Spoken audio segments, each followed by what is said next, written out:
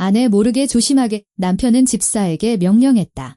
임신한 내연녀를 마이애미로 데려가 출산 준비를 하면서 말이다. 집사는 몇 초간 침묵하더니 대답했다. 박 이사님, 드릴 말씀이 있습니다. 오 1시간 후 남편은 비명을 질렀다. 이 흥미진진한 이야기에 빠져들기 전에 여러분이 어느 나라에서 오셨는지 댓글로 남겨주시면 감사하겠습니다. 지금 저와 함께 이 방송을 듣고 계신 분이 누구인지 알게 되어 영광입니다. 즐거운 시간 되시길 바랍니다. 하지만 그 일은 나중에 일어날 일이고 지금으로부터 5년 전 해동건설 지주회사의 연말 회식이 해운대 가든에서 열렸다. 그곳에서 부산대학교 건축공학과를 수석으로 졸업하고 사상구의 낡은 주공 아파트 출신이라는 초라한 배경을 훌쩍 뛰어넘는 야망을 품은 한 젊은 엔지니어가 무대에서 윤동주의 시를 낭송하고 있었다. 최아린, 이사회의장의 외동딸인 그녀는 마치 이 세상에 태어나 처음으로 사람의 목소리를 듣는 사람처럼 그에게 귀를 기울였다. 근본이 없는 놈이야. 그때 최태진 회장이 딸이 저 박서방이라는 자가 하는 말에 웃는 것을 보며 아내에게 말했다. 아버지는 공장 기술자고 어머니는 동네 병원 격리라는데 말은 번지르르하군. 당신도 한때는 평범했잖아요. 아내가 대꾸했다. 나는 번지르르한 적도 여자 마음에 들려고 시를 읊은 적도 없소. 최아리는 절대적인 풍요 속에서 자랐다. 사립학교를 졸업하면 서울에서 온 과외 교사들이 기다렸고 여름방학은 프랑스 남부의 라주르니 베레그, 코트다지르에서 겨울방학은 쿠르슈벨에서 보냈다.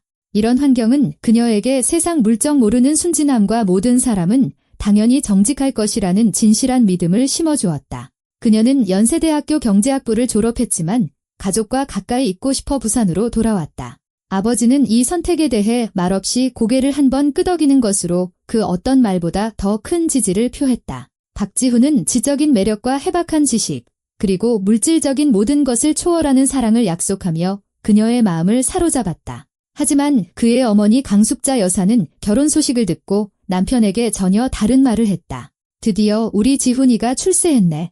이제 우리도 좀 살아보겠어. 이 말은 우연히 가정부가 엿들었고 나중에 최 회장의 귀에 들어가 그의 의심을 더욱 굳히게 만들었다. 수십 번의 험난한 협상과 기업 전쟁을 거친 최태진 회장은 한 가지 조건을 걸고 결혼을 승낙했다. 재산 분할을 하지 않는다는 내용의 혼전 계약서였다. 자네를 기분 나쁘게 하려는 게 아닐세. 그는 자신의 집무실에서 예비사위에게 설명했다. 공평하게 하자는 거지? 내 딸은 내 상속자고 자네는 자네 경력을 쌓는 거니 각자 자기 것은 자기가 갖는 게 맞아. 박지훈은 고개를 끄덕였다. 장인은 속으로 그 위험 있는 태도가 잘 짜인 연기 같다고 생각했다. 결혼식은 부산 재계에서 올해의 행사로 불릴 만큼 성대했다. 300명의 하객, 지역 언론의 생중계, 그리고 웨딩드레스를 입은 최아리는 자신이 오래오래 행복하게 살았답니다로 끝나는 동화 속 주인공이 된 것만 같았다. 최태진 회장은 사위를 위해 별도의 회사, 지주회사의 자회사인 코르사코프 프로젝트라는 설계 사무소를 차려주었다. 그것은 결혼 선물이자 시험대였다. 신혼부부는 고급 빌라 단지인 그린힐즈의 저택으로 이사했다. 500제곱미터 면적의 대지 825제곱미터, 바다가 바로 보이는 30억 원짜리 저택은 결혼 전 부모님이 최아린에게 증여한 재산으로 등기되었다. 혼전계약서에 명시된 이 법적 세부사항은 당시에는 형식적인 절차처럼 보였지만 훗날 결정적인 역할을 하게 된다. 5년의 세월은 축복받은 무지 속에서 흘러갔다. 아들 박건우가 태어났다. 코르사코프 프로젝트는 모기업의 수주와 장인의 인맥 덕분에 승승장구했다. 박지훈의 사진이 경제 잡지에 실리고 비즈니스 포럼에 초청받았으며 지역 방송과 인터뷰를 했다. 그는 아내에게 보란 듯이 헌신했다. 기념일마다 값비싼 보석을 선물했고 두바이와 몰디브로 여행을 떠났으며 이유 없이 꽃을 사왔다. 최아리는 자신이 이 도시에서 가장 완벽한 결혼 생활을 하고 있다고 확신했고 남편의 이중생활 징후를 전혀 눈치채지 못했다. 그런 것을 찾아볼 생각조차 하지 않았기 때문이다. 그녀가 받은 교육은 배신이라는 개념 자체에 대비되어 있지 않았다. 최태진 회장은 사위의 화려한 성공에도 불구하고 경계심을 늦추지 않았다. 반년 전 그는 집안의 총괄 관리인이자 자신의 신복인 김상철 실장에게 박지훈의 재정 상태를 은밀히 살펴보라고 지시했다. 믿더라도 확인은 해야지. 그는 희끗희끗한 머리에 군인처럼 꼿꼿한 자세를 한 김 실장에게 말했다. 내 딸을 사랑하지만 사업은 사업이다. 김 실장은 명령을 받을 때마다 늘 그랬듯 말없이 고개를 끄덕였다. 젊은 시절 그는 특수부대에서 복무했고 최 회장이 전역 후 그를 스카우트하여 장교에서 집안의 비밀을 지키는 수호자로 만들었다. 그녀의 이전 삶에서 마지막이 될 그날 저녁, 박지훈은 평소보다 일찍 집에 돌아왔다. 그녀가 가장 좋아하는 작약꽃을 한아름 안고서 그의 얼굴은 특별한 다정함으로 빛나고 있었는데 훗날 그녀는 그것이 거짓임을 알아보게 될 터였다. 아리나, 이리 와서 앉아봐. 그가 그녀의 손을 잡았고 그녀는 석양이 파고들어 쪽마루를 황금빛으로 물들이는 것일 소파에 얌전히 앉았다. 엄청난 소식이 있어? 마이애미의 대형 파트너가 재미교포들을 위한 고급 주거단지 설계에 관심을 보이고 있어? 이건 엄청난 기회야. 알겠어? 국제시장으로 진출하는 거라고. 코르사코프 프로젝트가 미국에 진출한다고 상상해봐. 그런데 이 프로젝트 때문에 내가 3개월 정도 직접 가 있어야 해. 3개월.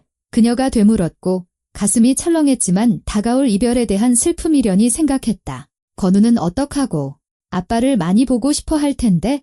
매일 전화할게. 약속해. 매일 밤 자기 전에 화상 통화하자. 그리고 돌아오면 당신이 오래전부터 원했던 유럽 여행. 우리 다 같이 가는 거야? 파리, 로마, 바르셀로나. 그날 밤은 이상하게 흘러갔다. 그들이 처음 만났던 해운대 가든에서의 로맨틱한 저녁 식사, 샴페인, 그리고 그가 이미 그녀 없이 계획해 둔 미래에 대한 긴 대화. 그것은 배신자가 베푸는 마지막 친절, 도망치기 전에 일종의 작별 만찬이었지만 최아리는 그 속에서 오직 사랑만을 보았다. 아침에 그녀는 일찍 일어나 그가 좋아하는 계란말이와 갓 지은 밥을 준비하고 여행 가방 싸는 것을 도왔다. 충전기와 아끼는 셔츠를 잊지 않았는지 확인했다. 이거 가져가. 그녀는 자신의 태블릿 PC를 건넸다. 도면 작업하기 더 편할 거야. 당신 노트북은 배터리가 거의 다 됐잖아. 그는 무심하게 기기를 받아들고 그녀의 이마에 입을 맞춘 뒤 공항으로 떠났다. 두 기기가 언젠가 최아린 자신이 건우의 사진을 공유하기 편하게 하려고 설정해둔 하나의 가족 계정에 연결되어 있다는 사실은 까맣게 잊은 채였다. 이 부주의가 그의 치명적인 실수가 될 것이었다. 점심 식사 후 아들을 낮잠 재우고 그녀는 서재에서 노트북을 열었다. 파트너에게 업무 파일을 보내야 했다. 동기화 알림이 화면에 하나둘씩 나타나기 시작했다. 사진, 문서, 메모가 자동으로 업로드되었고 업무용 도면들 사이에서 그녀는 우리 천사라는 폴더 이름과 아기 이모티콘을 발견했다. 마우스를 쥔 손이 그대로 굳었다. 안에는 태아의 초음파 사진들이 날짜와 함께 정리되어 있었다. 12주, 20주, 28주. 각각의 사진에는 그녀가 수천 개 중에서도 알아볼 수 있는 박지훈의 필체로 메모가 적혀 있었다. 아들, 아빠가 기다리게. 오늘 엄마 배를 발로 찼구나. 사랑해. 귀에서 인형이 울렸다. 그녀는 다음 파일들을 클릭했다. 이미 무엇을 발견하게 될지 어렴풋이 알고 있었지만 배가 부른 젊은 여자가 카메라를 향해 행복하게 웃고 있는 사진들이었다.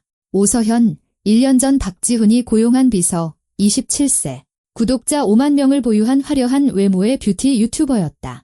최아리는 남편이 그녀의 뛰어난 업무 처리 능력을 칭찬했던 것과 언젠가 긴급 프로젝트 때문이라며 회사에서 밤늦게까지 일했던 것을 기억해냈다. 그 다음은 서울의 레스토랑에서의 로맨틱한 저녁 식사, 경기도의 한 스파 호텔, 낯선 아파트에서의 은밀한 사진들이 이어졌다. 그리고 마침내 그녀는 박지훈과 오서현의 이름으로 된 인천 마이애미행 비즈니스 클래스 항공권 2장이 담긴 파일을 찾아냈다. 출발일은 바로 오늘 아침이었다. 돌아오는 항공권은 없었다. 3개월간의 출장, 국제 파트너, 미국 시장 진출. 모든 것이 새빨간 거짓말이었다. 그녀는 노트북을 닫고 창밖의 바다를 바라보았다. 바다는 언제나처럼 잔잔하고 거대하게 흘러가고 있었다. 인간의 드라마 따위에는 무관심하게 이 서재에서 방금 한 세계가 무너져 내렸다는 사실에도 아랑곳하지 않고 그녀의 내면에서 무언가 마치 지각판처럼 거대하게 움직였다. 어린 시절 아버지의 목소리가 떠올랐다. 최씨 집안 사람들은 부러지지 않아. 휘어질지언정 반드시 다시 일어선다. 최아리는 인터폰을 들어 별채 번호를 눌렀다. 김 실장님, 지금 당장 제게 와주세요. 김 실장은 5분 만에 나타났다. 62세, 희끗한 머리, 세월이 흘러도 지워지지 않는 군인 특유의 꼿꼿한 자세. 그는 최아린이 아직 어렸을 때 정원에서 자신의 어깨에 목마를 타고 놀던 작은 소녀였던 것을 기억했다. 그리고 지금 화면 속 사진들을 보고는 그저 나지막이 한숨을 내쉬었다. 그 한숨에는 씁쓸함과 이해가 뒤섞여 있었다. 마치 최악의 예감이 현실이 된 것처럼. 이런 일이 있을 줄 짐작은 했습니다. 사모님이 그가 조용히 말했다. 하지만 제 예상이 틀리기를 바랐습니다. 어린 시절부터 믿어온 사람과 단둘이 남게 되자 그녀는 비로소 평온한 가면을 벗어던질 수 있었다. 책상에 머리를 파묻고 몇 년 만에 처음으로 소리내어 울었다. 무너진 환상과 도둑맞은 사랑, 그리고 너무나 오랫동안 자신을 눈뜬장님으로 만들었던 순진함을 애도하며 김 실장은 말없이 곁에 서 있었다.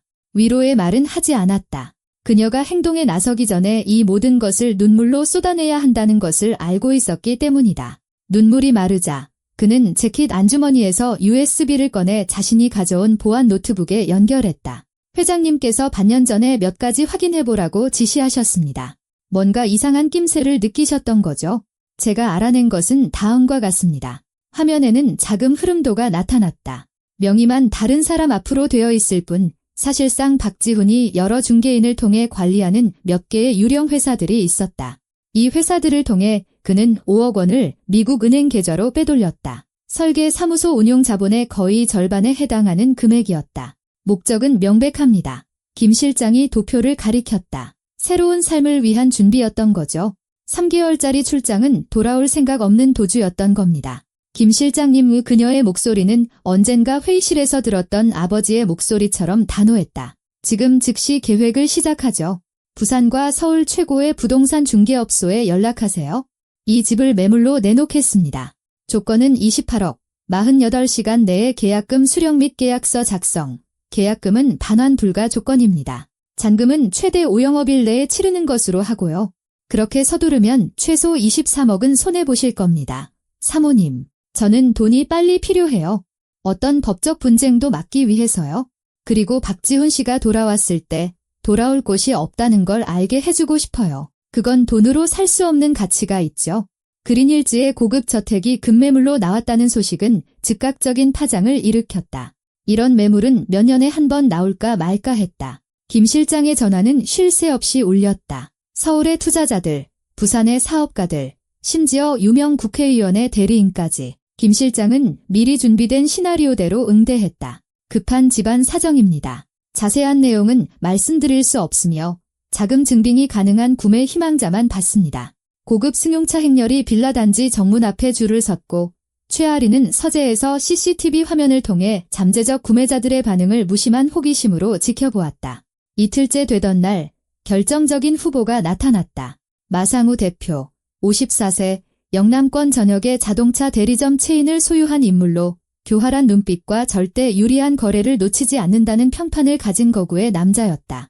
그는 집을 천천히 둘러보며 혀를 차고 인테리어에 감탄했다. 방 하나하나를 확인하고 바다가 보이는 테라스로 나갔다가 단 하나의 질문을 던졌다. 최종 결정 맞습니까? 확실합니다.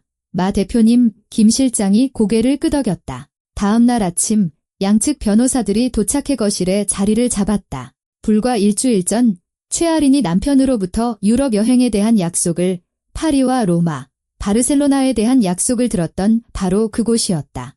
이제 그와 함께는 결코 볼 수 없을 그 도시들. 계약금 2억 8천만 원과 가계약서는 3시간 만에 처리되었고 4일 후 법무사 사무실에서 잔금 거래가 완료되었다. 그 후 최아리는 자신의 계좌로 28억 원이 입금되었다는 알림 문자를 받았다. 그녀는 이른 아침 해가 숨너머로 막 떠오르고 더 이상 자신의 것이 아닌 잘 가꿔진 잔디밭에 이슬이 채 마르지 않았을 때 그린힐즈의 집을 떠났다. 김 실장은 개인 물품이 담긴 여행 가방 2개와 건우의 장난감 상자, 그리고 부모님께 받은 기념품들이 담긴 작은 가방을 차로 옮겼다. 어머니의 진주 목걸이, 아버지의 시계, 가족 앨범. 언젠가 박지훈이 그토록 공들여 골랐던 값비싼 가구들은 새 주인에게 남겨졌다. 최아리는 가짜 과거를 떠올리게 하는 그 어떤 것도 가져가고 싶지 않았기 때문이다. 이웃들이 수군거립니다. 김 실장이 마지막 상자를 트렁크에 실으며 말했다. 사위 사업에 문제가 생겨서 불쌍한 아린 씨가 남편 때문에 망하게 생겼다고들 합니다. 그렇게 말하게 두세요. 그녀는 5년간의 행복한 무지 속에서 살았던 집을 돌아보지도 않았다. 오히려 잘 됐어요. 차는 호기심 많은 이웃들이 생각했을 법한 임시 거처가 아닌 광안대교가 한눈에 내려다 보이는 부산 중심부의 초고층 주상복합 아파트 더 스카이의 호화로운 펜트하우스로 그녀를 데려갔다. 180제곱미터 넓이의 이 아파트는 오래전부터 최태진 회장의 소유였지만 극소수의 최측근만 알고 있는 곳이었다. 장인이 가족의 비밀에 절대 끌어들이지 않았던 사위는 당연히 몰랐다. 최근 4살이 된 건우는 곰 인형을 가슴에 꼭 껴안고 창밖을 바라보고 있었다. 어른들의 세계가 배신으로 가득 차 있다는 것을 아직 이해하지 못하는 아이들만이 가질 수 있는 평온한 호기심으로. 엄마, 아빠도 우리 새 집으로 와요? 아니, 아들 최아리는 목소리가 흔들리지 않도록 애쓰며 아들의 머리를 쓰다듬었다. 아빠는 미국에 오래 있어야 해. 아주 오래? 다음 날 아침, 건우를 보모에게 맡기고 최아리는 해동건설 사옥 27층 회의실에서 법무팀과 만났다. 창밖으로는 도시 전체가 내려다 보였다. 지역 최고의 가사 및 기업법 전문 변호사 3명이 그녀 앞에 서류를 펼쳐놓았다. 그중 수장인 신민석 변호사는 희끗한 머리에 날카로운 눈빛을 가진 남자로 지난 15년간 단 한 번도 소송에서 져본 적이 없다는 평판을 가지고 있었다. 그는 서론 없이 말을 시작했다. 최 사모님, 법적으로 사모님의 입지는 완벽합니다. 주택 매각 대금 28억 원은 민법상 특유재산에 해당합니다. 그 외에 여러 계좌와 투자 포트폴리오에 있는 결혼 지참금 15억 원을 더하면 총 43억 원가량 됩니다. 그 돈을 박지훈 씨가 어떤 식으로든 소유권을 주장할 수 없게 만들고 싶어요. 신 변호사는 마치 그 말을 기다렸다는 듯 고개를 끄덕였다. 다음과 같은 방안을 제안합니다. 자금의 일부는 완전히 합법적인 절차를 통해 카자흐스탄에 있는 계좌로 이체합니다. 일부는 사모님 모친 명의의 유가증권과 투자펀드에 투자합니다. 이틀 안에 서류상으로 사모님은 사실상 지불 능력이 없는 상태가 될 겁니다. 공식적으로는 지주회사 컨설턴트 월급만 남게 되죠. 이혼 소송은 어떻게 되죠? 날카로운 인상의 젊은 여성 변호사가 두꺼운 서류철을 열며 말했다. 그녀는 한마디 한마디가 돈인 것처럼 말을 아꼈다. 이혼 소송은 오늘 바로 부산가정법원에 접수됩니다. 태블릿 PC에서 확보한 메시지 내역과 사진 스크린샷, 유령 회사를 통한 5억 원 횡령에 대한 은행 거래 내역, 허위 계약에 대한 지주회사 감사팀의 보고서까지 증거 자료는 차고 넘칩니다. 신속한 이혼 판결뿐만 아니라 보전 처분도 받아낼 수 있습니다. 구체적으로 어떤 조치죠? 회사와 자녀의 이익 보호를 위해 박지훈의 국내 모든 자산을 긴급 동결하는 겁니다. 민사집행법 제276조와 제277조에 근거한 가압류 및 가처분 신청입니다. 신속하게 처리될 겁니다. 최아리는 의자 등받이에 몸을 기댔다. 그녀의 눈에 만족감과 비슷한 무언가가 스쳐 지나갔다. 기쁨이라기보다는 거대한 기계가 작동하기 시작했고 이제 아무도 그것을 멈출 수 없다는 차분한 깨달음이었다. 진행하세요. 이틀 후 법원은 결정을 내렸다. 박지훈의 모든 은행 계좌가 압류되었다. 코르사코프 프로젝트에 그의 지분도 동결되었다. 그 명의로 된 자동차를 포함한 모든 재산 거래가 법원 판결이 날 때까지 금지되었다. 더든 다쳤고 일주일 전 임신한 내연녀와 함께 새로운 삶을 꿈꾸며 마이애미로 날아간 남자는 자신이 돌아갈 곳이 없다는 사실을 아직 모르고 있었다. 그가 떠난 지 일주일 후 전화가 걸려왔다. 박지훈은 김 실장에게 지시를 내리고 아내가 아무것도 의심하지 않는지 확인하기 위해 화상통화를 걸었다. 배경으로는 야자수와 수영장이 보였다.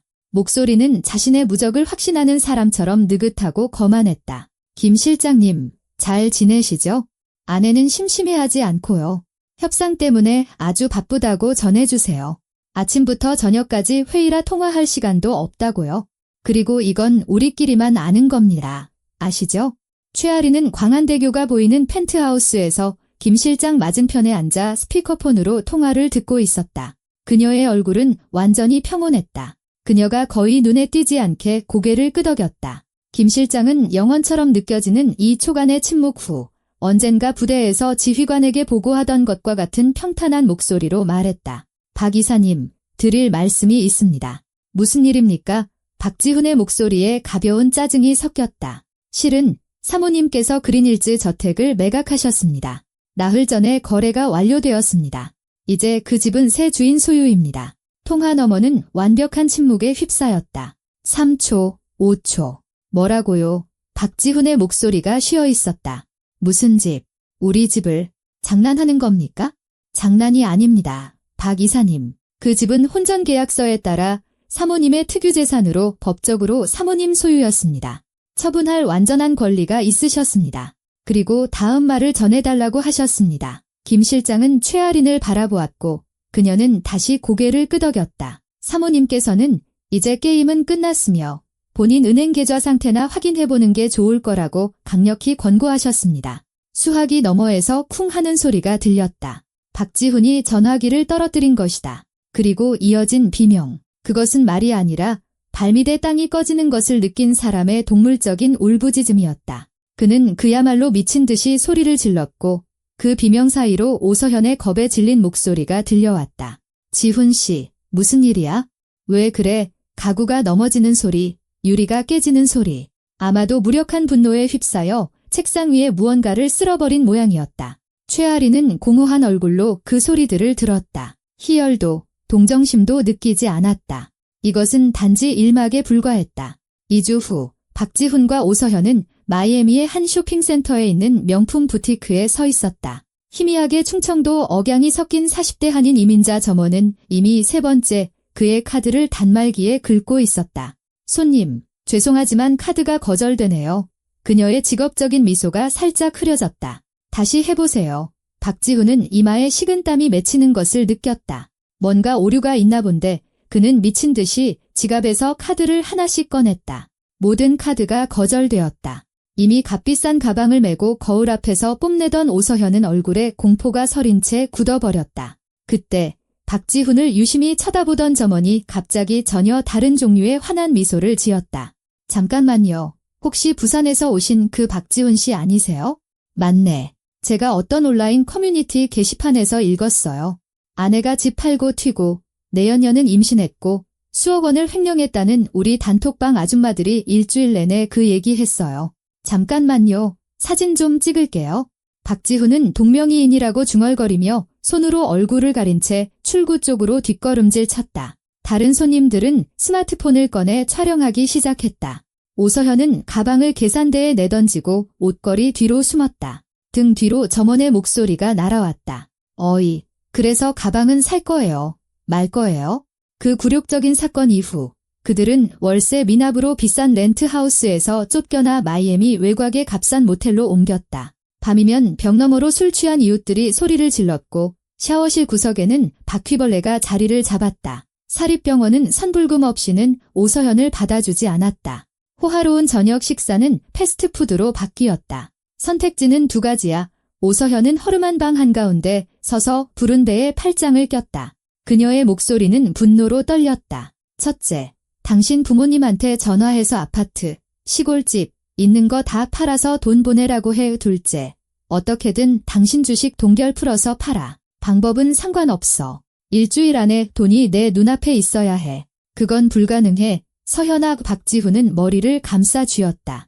부모님은 쥐꼬리만 한 돈밖에 안 되는 낡은 주공 아파트에 살아. 시골집도 없고 주식은 전부 법원에서 압류했단 말이야. 그럼 다른 방법을 찾아. 난 이런 구멍 같은 데서 애 낳을 생각 없으니까. 자기 자식 하나 책임 못 진다면 나도 이 아이가 정말 필요한지 다시 생각해봐야 할지도 모르겠네. 궁지에 몰린 그는 치명적인 실수를 저질렀다. 한인 사회의 지인을 통해 사채업자들과 접촉했고 여권을 담보로 터무니없는 이자를 내는 조건으로 1만 5천 달러를 빌렸다. 그 돈은 모텔비를 내고 공립병원에 예약금을 내기에 겨우 충분했다. 한편 한국에서 최아리는 정보의 장에서 완전히 사라졌다. 새로운 전화번호, 삭제된 소셜미디어 계정, 최측근 외에는 아무도 주소를 모르는 보안이 철저한 펜트하우스. 이것은 두려움 때문이 아니라 박지훈이 자신을 찾거나 상황을 조금이라도 통제할 수 없다는 데서 오는 완전한 무력감을 느끼게 하기 위함이었다. 메신저로 오는 그의 메시지는 마치 중병 환자의 체온 곡선처럼 날마다 변해갔다. 처음 며칠은 분노로 떨리는 손가락으로 입력한 협박이었다. 넌 대가를 치르게 될 거야. 당장 계좌 동결 풀어. 이게 그냥 넘어갈 줄 알아. 일주일 후 어조는 당황스럽고 거의 애원하는 투로 바뀌었다. 아리나, 우리 얘기 좀 하자. 화난 거 알아. 우리 모든 걸 다시 얘기해 볼 수 있지 않을까? 그리고 또 일주일 후 그녀가 읽은 메시지가 도착했다. 제발 답장 좀 해줘. 나한텐 아무것도 안 남았어. 서현이는 곧 출산이야. 내가 무릎 꿇고 빌게 최아리는 얼굴에 아무런 감정 없이 그 글자들을 바라보았다. 그 한마디 한마디가 자신의 결정이 옳았다는 것을 재확인시켜줄 뿐이었다. 한편 최악의 예감이 들어맞은 자의 차분한 만족감으로 펼쳐지는 드라마를 지켜보던 최태진 회장은 다음 일격을 가할 때가 왔다고 판단했다. 사위가 재계에서 제기할 단 한 톨의 기회도 남기지 않을 미디어를 통한 공격이었다. 이제 이 이야기를 공론화할 때가 됐어. 그는 펜트하우스에서 딸과 함께하는 주간 저녁 식사 자리에서 말했다. 건우는 이미 아이 방에서 잠들었고 창밖으로는 밤도시의 불빛이 반짝이고 있었다. 김 실장이 기자들에게 줄 자료를 준비해놨다. 너무 과한 건 아닐까요? 최아리는 미네랄워터가 담긴 잔을 손안에서 굴렸다. 하지만 그녀의 목소리에는 의심이 아니라 단지 확인의 의도가 담겨 있었다. 얘야, 그놈은 5년 동안 우리 집안을 등쳐먹고 너랑 아이를 버리려고 했어. 세상이 진실을 알아야지. 김 실장은 익명의 소식통을 통해 지역 인터넷 언론과 몇몇 온라인 커뮤니티, 그리고 서울의 타블로이드 신문에 정보를 흘렸다. 헤드라인은 충격적이었다. 설계사무소 대표, 5억 횡령 후 내연녀와 미국 도피, 최 회장 사위, 알고 보니 사기꾼, 스캔들 전말, 뷰티 유튜버, 재벌딸 남편 빼서 모텔 생활 전락 기사에는 인천공항 CCTV에 찍힌 박지훈과 오서현의 사진, 유령 회사로의 은행 송금 내역 스크린샷, 마이애미 위치 태그가 찍힌 오서현의 SNS 사진이 첨부되었다. 미디어 스캔들은 순식간에 퍼져나갔다. 이 이야기는 부산뿐만 아니라 전국의 온라인 커뮤니티에서 화제가 되었다. 박지훈의 사진에 자기가 세상에서 제일 똑똑한 줄 알았던 남자의 얼굴이라는 캡션을 단 밈이 인터넷에 퍼져나갔다. 기자들은 코르사코프 프로젝트 사무실과 박지훈의 부모님 집을 포위했다. 박지훈의 부모는 동네에서 외톨이가 되었다. 어머니 강숙자 여사는 낮에는 가게에 나가지 않고 이웃들이 아직 잠들어 있어 등 뒤에서 수군거릴 사람이 없는 일은 아침에만 모습을 드러냈다. 아들 하나 참 잘 키웠네. 할 말 없네. 아버지 박철수 씨는 술을 마시기 시작했다. 처음엔 저녁에만 마시다가 점심부터 마셨고 나중에는 아예 집 밖으로 나가지 않았다. 그리고 마이애미에서 박지훈의 아메리칸 드림은 완전히 산산조각 났다. 돈은 바닥났고 여권은 사채업자에게 담보로 잡혀 있었다. 그는 굴욕적으로 한국 영사관에 도움을 청해야 했다. 서류를 도둑맞았다고 거짓말을 하면서 동시에 파산한 부모에게 이웃에게 돈을 빌려서라도 비행기 표값을 보내달라고 애원했다. 2주간의 고생 끝에 박지훈은 임시 여행 증명서와 모스크바행 이코노미 클래스 항공권 2장을 손에 넣었다. 12시간의 비행은 완전한 침묵 속에서 흘러갔다. 임신 8개월의 거대한 배를 한 오서현은 창가에 앉아 화가 나고 지친 표정이었다. 그리고 면도도 하지 않고 쭈글쭈글한 셔츠 차림에 수척해진 박지훈은 앞좌석 등받이를 멍하니 바라보며 모든 것이 어떻게 이렇게 잘못될 수 있었는지 생각했다. 피로에 비틀거리며 인천공항 도착 터미널로 나왔을 때 그들을 맞이한 것은 인파였다. 박지훈 씨, 사기 혐의에 대해 한 말씀 해주시죠. 한 기자가 마이크를 그의 얼굴에 거의 들이밀었다. 오서현 씨, 유부남의 아이를 임신한 게 사실입니까? 다른 기자가 소리쳤다. 횡령한 5억 원은 어디 있습니까? 그때 인파를 뚫고 채권 추심원들, 검은 재킷을 입고 서류철을 든 건장한 남자들이 나타났다. 박지훈 씨, 빚은 언제 갚을 겁니까? 우리가 벌써 석 달째 기다리고 있습니다. 그리고 그 소란 속으로 40대쯤 되어 보이는 머리가 벗겨지고 둥근 얼굴에 활짝 웃고 있는 거구의 남자가 비집고 들어왔다. 지훈아, 이 자식아, 이게 얼마만이야? 박지훈은 공포에 질려 그를 알아봤다. 정철민, 한때 같은 책상에 앉아 함께 수학 시험 컨닝을 하던 동창이었다. 이제 나 정철민이라고 부르는 사람 거의 없어. 지금은 정철민 부장님이지. 채권 추심팀 팀장이라고. 정철민은 마치 동창회에서 만난 것처럼 어리둥절한 박지훈을 껴안으며 즐겁게 말했다. 야, 우리 졸업식 때 술 취했던 거 기억나냐? 너 그때 그랬잖아. 10년 뒤에 수십억대 자산가가 될 거라고. 그래서 꿈은 이뤘냐? 그는 자신의 농담에 껄껄 웃었고 기자들은 이 감동적인 재회의 모든 순간을 카메라에 담았다. 얘야, 근데 정철민은 비즈니스 톤으로 바꿨다. 우리가 너한테 볼 일이 좀 있어서 말이야. 어떤 건설 자재 납품업체가 우리한테 채권을 넘겼어. 내 회사가 그쪽에 철근이랑 콘크리트 대금을 안 줬더라고. 액수는 소소해. 4억 5천만 원밖에 안 돼. 근데 연체가 벌써 3개월이야. 우리 동창이잖아. 친구끼리 좋게 해결하자. 지금 프로모션 기간이라 한 달 안에 갚으면 연체 이자는 빼줄게. 친구 할인이지. 철미나 박지훈은 얼굴이 붉어지는 것을 느끼며 겨우 입을 뗐다. 지금은 좀 곤란한데? 에이, 뭐가 곤란해. 우리 사이에. 기억나냐? 내가 그때 너한테 과자 사 먹으라고 1,000원 빌려줬는데 너 아직도 안 갚았잖아. 이 정철미는 다시 껄껄 웃었다. 농담이야, 농담. 근데 4억 5천은 농담이 아니야. 친구, 우리 전화해서 상환 계획 좀 짜보자. 그는 박지훈의 어깨를 툭 치고 명함을 찔러준 뒤 카메라를 향해 쾌활하게 손을 흔들었다. 부산 친구들 안녕. 지훈아, 연락해. 잠수 타지 말고. 이 만남을 담은 영상은 하루 만에 조회수 100만 회를 기록했다. 그들이 갈 수 있는 유일한 곳은 사상구 외곽에 있는 박지훈 부모님의 낡은 주공 아파트였다. 48제곱미터 공간의 성인 넷, 그리고 아직 태어나지 않은 아이까지. 강숙자 여사는 눈이 퉁퉁 부은 채 문간에서 그들을 맞았다. 박철수 씨는 부엌에서 소주병을 앞에 두고 앉아 고개조차 돌리지 않았다. 일주일이 지났다. 막장 드라마에 심취해 있던 강숙자 여사는 뉘우친 죄인들이 문 앞에서 눈물겨운 장면을 연출하면 항상 용서받는 것을 보고 계획을 세웠다. 아린이한테 가야 한다. 온 가족이 비좁은 식탁에 둘러앉아 있고 오서현이 보란듯이 포크로 파스타를 쿡쿡 찌르고 있을 때 그녀가 선언했다. 무릎 꿇고 울면 용서해 줄 거야. 드라마에선 항상 그래? 어머니, 이건 드라마가 아니에요. 박지훈이 지친 목소리로 말했다. 닥쳐. 너 때문에 우리가 이 꼴이 됐잖아. 한 번이라도 엄마가 시키는 대로 해? 주상복합 아파트 더 스카이의 경비실은 오전 10시경 최아린에게 방문객에 대해 알렸다. 그녀는 인터폰 카메라를 통해 강숙자 여사가 아파트 정문 앞 아스팔트 바닥에 무릎을 꿇고 지방 연극 배우처럼 과장된 몸짓으로 하늘을 향해 손을 뻗으며 큰 소리로 통곡하는 모습을 지켜봤다. 아린아, 이해야, 우리를 용서해다오. 내 아들이 길을 잘못 들었어. 저 오서현이라는 년이 꼬드긴 거야?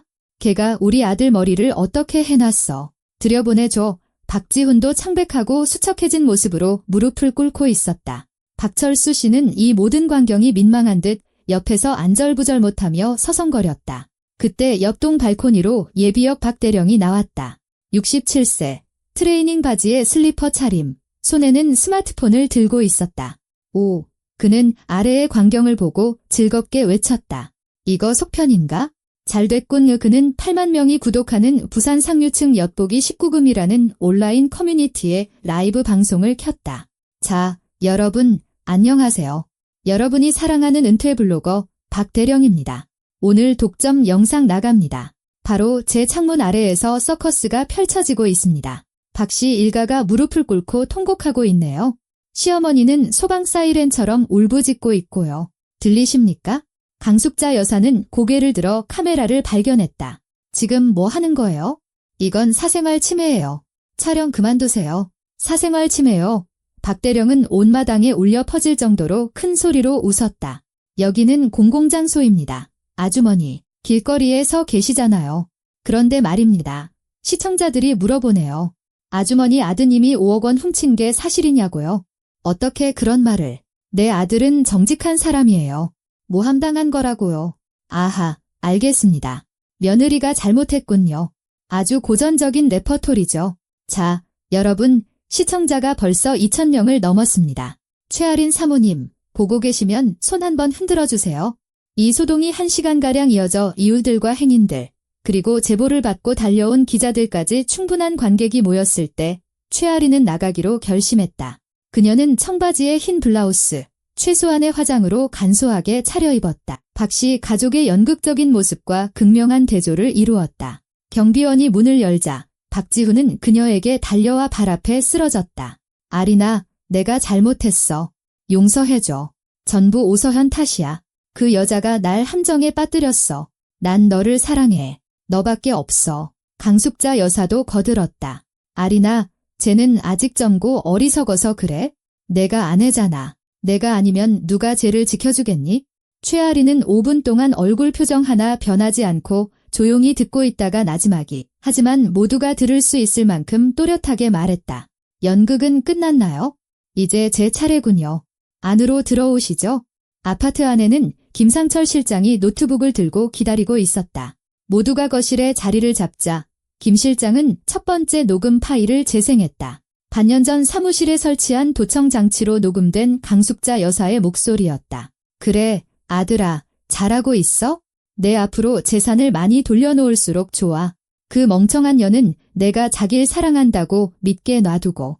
다음은 박지훈이 임대한 아파트 침실에서 오서연에게 속삭이는 목소리였다.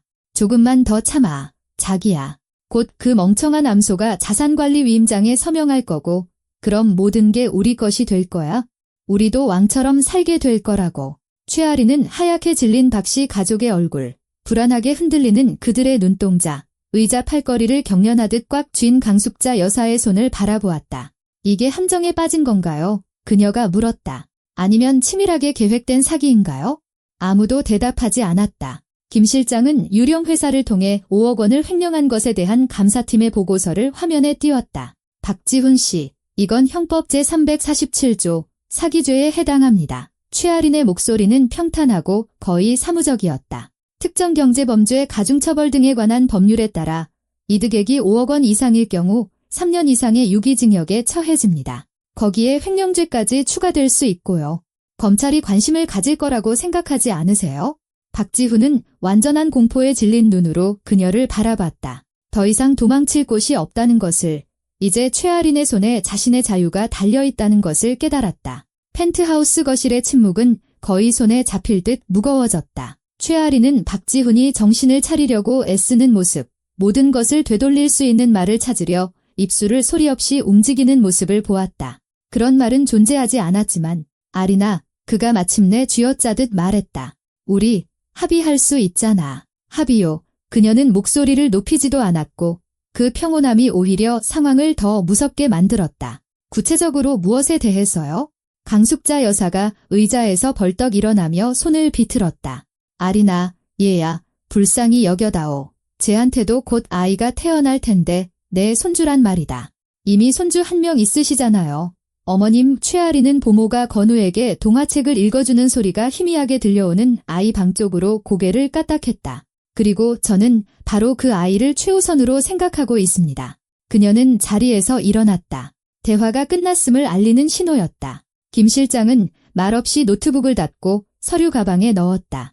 언젠가 부대에서 회의 후 서류를 정리하던 것과 같은 무심한 태도였다. 경호원들이 출구까지 안내할 겁니다. 앞으로 모든 문의는 제 변호사를 통해 하세요. 그 만남이 있고 일주일 후 최아리는 모르는 번호로 전화를 받았다. 오서연의 목소리는 며칠 밤을 새운 사람처럼 쉬어 있었고 언젠가 마이애미의 야자수를 배경으로 SNS에 사진을 올릴 때의 자신감은 온데간데 없었다. 최아린 씨, 저를 증오하시는 거 알아요.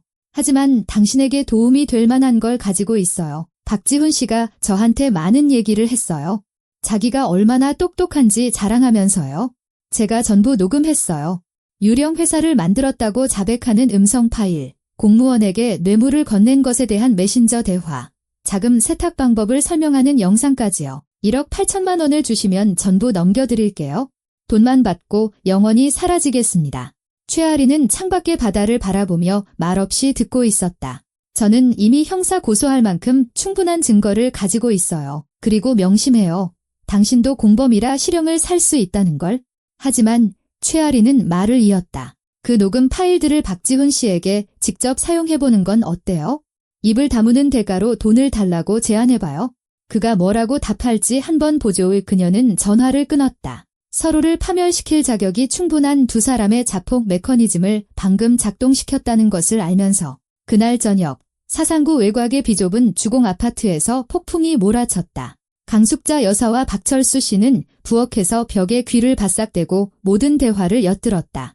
당신이 나랑 아이 생활비를 마련하든가. 오서연의 목소리는 분노로 날카로웠다. 아니면 내일 이 모든 게 경찰서로 갈 거야. 너 미쳤어. 박지훈이 소리쳤다. 내가 그런 돈이 어디 있어? 전부 압류됐다고. 부모님 아파트를 팔든가 누구한테 빌리든가 해. 난 상관없어. 너도 공범이잖아. 너도 감옥에 갈 거라고. 아니, 나는 검찰과 협상해서 증인으로 서고 감형받을 거야. 그리고 너는 꽉 채워서 징역 살게 되겠지? 강숙자 여사는 참지 못하고 방으로 뛰어들어갔다. 내 집에서 당장 나가. 오서현은 그녀에게 슬리퍼를 집어 던졌다. 박지훈이 오서현의 팔을 붙잡자 그녀는 뿌리치며 그의 얼굴을 핥히었다. 그리고 박철수 씨는 증거를 남기려는 건지 아니면 그냥 충격을 받아서인지 이 모든 광경을 조용히 휴대폰으로 촬영하고 있었다. 부산가정법원에서 열린 이혼 소송은 신 변호사가 예측한 대로 신속하게 진행되었다. 최아리는 고통이 아닌 강인함을 보여주는 단정한 정장 차림으로 침착하게 법정에 출석했다. 박지훈은 자기 자신의 그림자 같았다. 15kg이나 살이 빠지고 눈은 퀭했으며 아버지에게 빌린 듯한 구겨진 양복을 입고 있었다. 존경하는 재판장님, 국선 변호인인 젊은 남자는 자신의 임무가 얼마나 가망 없는지 아는 듯 반박하려 애썼다. 혼인 기간 중 형성된 재산은 분할되어야 합니다. 피고의 경력 또한 혼인 중에 이룩한 자산입니다. 신 변호사는 자리에서 일어나지도 않았다. 혼전 계약서에 따라 재산은 각자의 소유입니다. 저택은 원고의 특유재산입니다. 피고의 경력은 전적으로 원고 가족의 자원에 의해 뒷받침되었습니다. 우리는 이혼과 미성년 자녀에 대한 완전한 친권 및 양육권을 요구하며 피고의 채무는 개인 채무로 인정해줄 것을 요청합니다. 법원의 판결은 예상대로였다. 혼인은 파기되었고 건우에 대한 완전한 친권과 양육권은 최아린에게 돌아갔다. 횡령한 5억 원은 박지훈의 개인 채무로 인정되었다. 동시에 검찰은 형사사건을 기소했고 3개월간의 수사 끝에 최아린의 증거와 검찰과 협상한 오서현의 증언을 토대로 박지훈은 구속되었다. 수갑을 찬 그의 사진이 최 회장 전 사위, 철창신세라는 헤드라인과 함께 모든 지역 언론에 실렸다. 판결은 징역 8년, 일반 교도소 수감이었다. 최아린은 법정을 나오며 기쁨을 느끼지 않았다. 길고 지루한 전쟁을 끝낸 사람의 공허함과 피로감뿐이었다. 오서현은 검찰과의 협상에도 불구하고 어려운 처지에 놓였다. 박지훈에게서 돈을 받지 못한 사채업자들이 그녀에게로 눈을 돌렸다. 그녀는 주소를 바꿔가며 숨어 지내다가 결국 돈도 지원도 없이 도립병원 산부인과에서 출산했다. 출산 일주일 후 그녀는 아이에 대한 포기 각서를 썼다. 아들의 징역형에 충격을 받은 강숙자 여사와 박철수 씨는 손자에 대한 후견인 자격을 얻었다.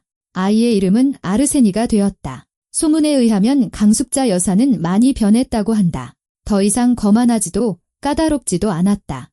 이제 그녀는 조용히 오직 손자를 위해 살았다. 최아리는 이 소식을 김 실장에게서 전해 듣고 오랜 고민 끝에 강숙자 여사의 계좌로 익명으로 돈을 보내기 시작했다. 발신인 표시 없이 매달 100만 원씩. 박지훈 때문이 아니라 아무 잘못 없는 아이를 위해서 그리고 자신의 양심을 위해서였다. 5년이 흘렀다.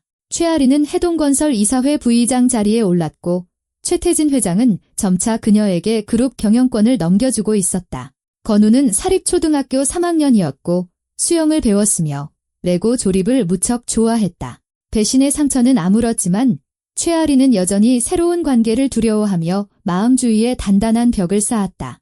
몇몇 남자들이 그녀에게 구애했지만 그녀는 정중히 모든 시도를 거절했다. 그 벽을 끈기 있게 녹여준 사람이 나타나기 전까지는 이현우, 새로운 주거단지 오션 테라스의 수석 설계팀장, 38세, 이혼남. 그들은 최아린이 제안된 외관 디자인을 비판했던 회의에서 처음 만났다. 너무 전형적이고 지루해요. 어디서나 볼 수 있는 디자인이잖아요. 그녀가 그때 말했다. 이현우는 그녀의 지적을 말없이 듣고 있다가 3일 후 모든 기대를 뛰어넘는 완전히 새로운 시안을 보내왔다. 어떻게 이런 생각을? 그녀가 놀라 물었다. 그저 하신 말씀을 곰곰이 생각해봤습니다. 그리고 사모님이 옳았다는 걸 깨달았죠. 그들의 대화는 점점 잦아졌다. 처음에는 업무적인 이야기로 시작해 함께 점심을 먹고 퇴근 후에는 산책을 했다. 그는 그녀의 과거를 알고 있었다. 부산에서는 모두가 알았지만 단 한 번도 묻거나 동정심을 보이지 않았다. 있잖아요. 최 부회장님, 그가 어느 날 말했다. 저는 부회장님이 존경스럽습니다. 그런 일을 겪고도 무너지지 않을 사람은 많지 않아요. 행복할 자격이 충분하십니다. 특히 건우에 대한 이현우의 태도가 그녀의 마음을 움직였다. 그들은 공원에서 우연히 만났는데 이현우는 아버지 역할을 하려 애쓰지 않고 그저 친구가 되어주었다. 연을 날리는 법을 가르쳐주고 낚싯대를 잡는 법을 보여주고 다리와 마철로를 건설하는 이야기를 들려주었다. 어린이대 공원에서 긴 산책을 한 후 건우가 갑자기 물었다. 엄마, 현우 아저씨가 우리 집에 항상 오면 안 돼요? 최아리는 이현우를 바라봤다. 그의 눈에는 기대와 희망, 그리고 무엇보다 중요한 평온함이 담겨 있었다. 그는 압박하지도 요구하지도 않고 그저 기다렸다. 우리 아들이 좋다면 엄마도 좋아. 새해 전날 세 사람은 명절 음식을 사기 위해 대형마트로 향했다. 건우는 이현우의 어깨에 목마를 타고 오른쪽 귤 코너로 하고 지휘했다. 통조림 진열대를 지나가다가 최아리는 눈가에 익숙한 형체를 스치듯 보았다. 파란색 유니폼을 입은 마트 직원이 선반에 캔을 진열하고 있었다. 마르고 구부정한 남자, 교도소에서 싸우다 생긴 흉터가 뺨에 남은 생기 없는 눈빛의 남자, 박지훈이었다. 그는 반년 전 가석방으로 출소했지만 경제사범이라는 전과 때문에 최저임금을 받는 마트 직원 외에는 아무도 글을 써주지 않았다. 그 역시 그녀를 보았다. 우아한 코트를 입은 아름답고 자신감 넘치는 최아린을, 그녀 옆에 있는 낯선 남자를, 그리고 그 남자의 어깨 위에서 행복하게 웃고 있는 자신의 아들을. 찰나의 순간 그들의 시선이 마주쳤다. 박지훈은 황급히 고개를 돌려 진열대 뒤로 몸을 숨기려 했다. 그의 어깨는 움츠러들었고 굽은 등에서는 결코 사라지지 않을 수치심과 고통이 읽혔다. 최아리는 아무 말도 하지 않았다. 그녀는 그저 이현우의 손을 더 꽉 잡고 계산대를 향해, 주차장을 향해, 새로운 삶을 향해 계속 걸어갔다. 건우는 이현우와 함께 어떤 크리스마스 트리를 장식할지에 대해 즐겁게 제잘거렸다. 창밖에서는 첫눈이 흩날렸고 최아리는 가슴속에서 삶과 운명, 그리고 자기 자신에 대한 거대한 감사함을 느꼈다. 폭풍은 잦아들고 그 뒤에는 맑은 겨울 하늘이 남아있었다. 최아리는 다시 사랑하는 법을, 신뢰하는 법을, 그리고 가장 중요하게는 넘어질 때마다 일어서는 법을 배웠다. 최씨 집안 사람들은 부러지지 않으니까, 휘어질지언정 반드시 다시 일어서니까.